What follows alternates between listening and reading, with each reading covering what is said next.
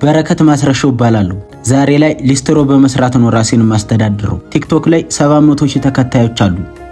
የ20 ዓመት ወጣት ነኝ። ታሪኬ ሲጀምር ገና በ12 ዓመቴ ነው ከቤተሰብ ተለይቼ የወጣሁት። አሁን ላይ 20 ዓመቴ ነው።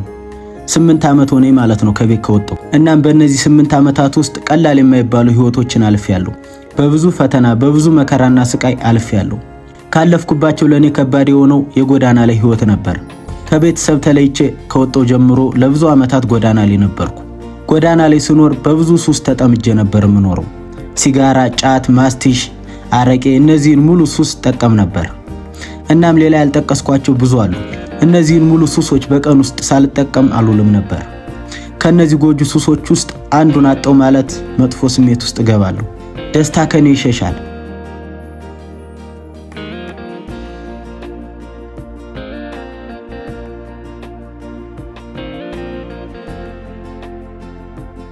ጠዋት ከእንቅልፌ ሲነሳ ሲጋራ ካላጨስኩ ፊቴ በእንባ ይታጠባል። እንባዬን መቆጣጠር አልችልም። እናም ጎዳና ላይ መኖር በጣም ከባድ ነበር። ራቡ፣ ጥሙ፣ ስቃዩ ብዙ ነው። ጠዋት ከእንቅልፍ ስትነሳ የእናት ቤት የለም፣ አቅርባ አትበላም።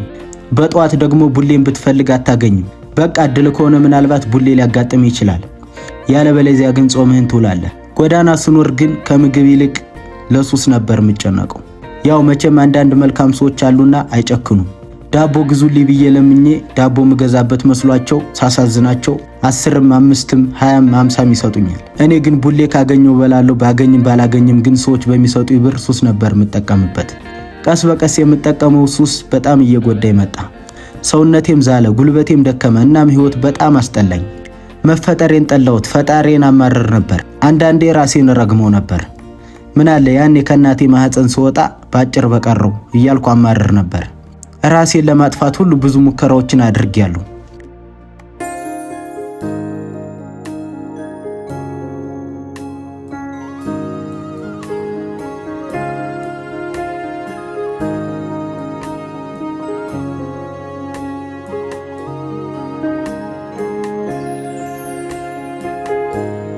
የጎዳና ኑሮ ከባድ ነው። በተለይ ባህል ሲደርስ በጣም ነበር የምንሰቃየው። ባህል በደረሰ ቁጥር አፈሳለ እና ላለመታፈስ የማንገባበት ጉድጓድ የለም። ከተያዝን ግን በጣም ነው የምናዝነው። ምክንያቱም ባህሉ እስከሚያልፍ አንለቀቅም። እኛ ደግሞ እንደማንኛውም ሰው ባህሉን ሰብሰብ ብለን ማክበር እንፈልጋለን።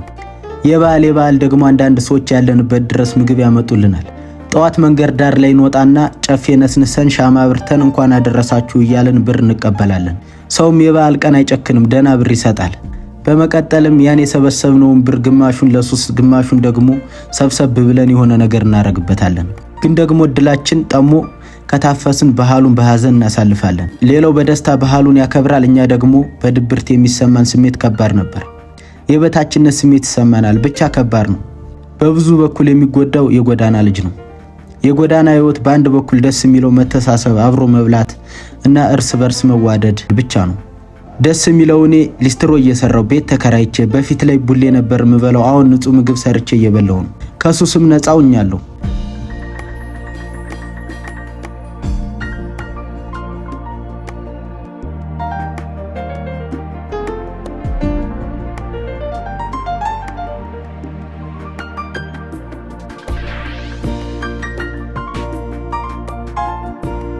በህይወቴ በጣም የማረሰው አንድ ቀን አለ።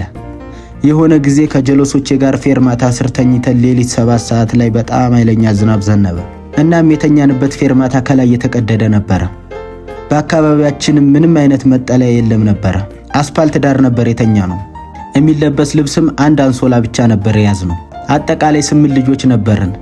አንዷን አንሶላ ነበር ተጋፈን የለበስናት። እናም ዝናቡ በረታ፣ እኛም በሰበስን። ብርዱንም መቆጣጠር አቃተን። አማራጭ ስላልነበረን ተስፋ ቆረጥን። በስር ጎርፍ እየሄደብን በላይ ዝናቡ ሌሊቱን ሙሉ ሳያቋርጥ ዘነበ። ዝናቡም እየመታን ተኛን ጨክነን። በህይወቴ በዛ ሌሊት ያየሁትን ያህል ስቃይ አይቼ አላቅም።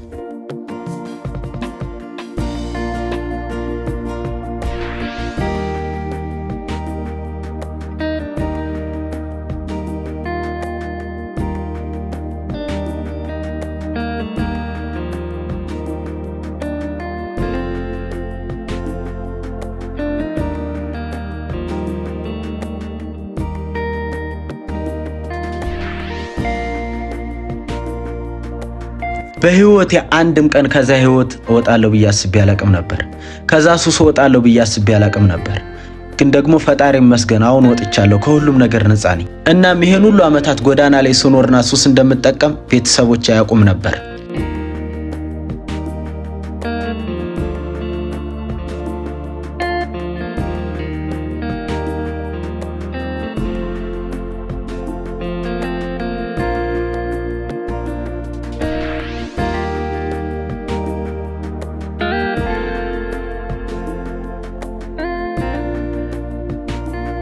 ምክንያቱም አንዳንድ ጊዜ ስልክ ፈልጌ ደውልላቸዋለሁ። ደህና ነኝ ይሉኛል፣ ደህና ነኝ እላቸዋለሁ። እነሱም በመጨነቅ ምን እየሰራ ነው ይሉኛል። እኔም ደግሞ ጥሩ ስራ እንደምሰራ አሪፍ ገቢ እንዳለኝ እነግራቸዋለሁ።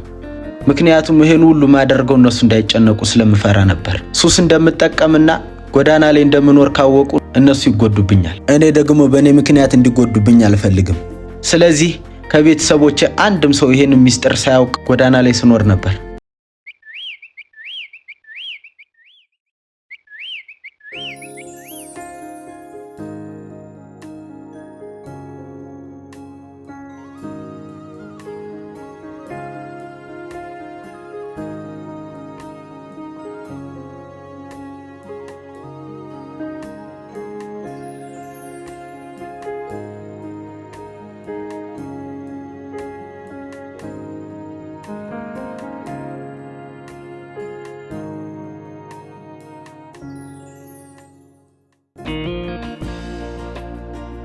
እናም ትናንትና ቆሻሻ ልብስ ነበር የምለብሰው፣ ቆሻሻ ጫማ ነበር የማደርገው። ዛሬ ግን ንጹህ ጫማ አደርጋለሁ፣ ንጹህ ልብስ አደርጋለሁ። ፈጣሪ ይመስገን። ትናንትና ሱስ እጠቀም ነበር፣ ዛሬ ሱስ አልጠቀምም። እናም ከሁሉም ነገር ነፃ ሁኜ ዛሬ ራሴን እያስተዳደርኩ ነው። ፈጣሪ ደግሞ ነገ የተሻለ ቦታ እንደሚያደርሰኝ አምናለሁ። በ7 ወር ውስጥ 700,000 የቲክቶክ ፎሎወሮችን ማምጣት ችያለሁ። እናም ነገ የኔ ህይወት ተቀይሮ ቤተሰቦቼ እንደምቀይር ከቤተሰቦች አልፌ ደግሞ ሌሎች ወንድም እህቶችን እንደማግዝ አምናለሁ። ይህንን እንዳሳካ ደግሞ ፈጣሪ ይርዳኝ።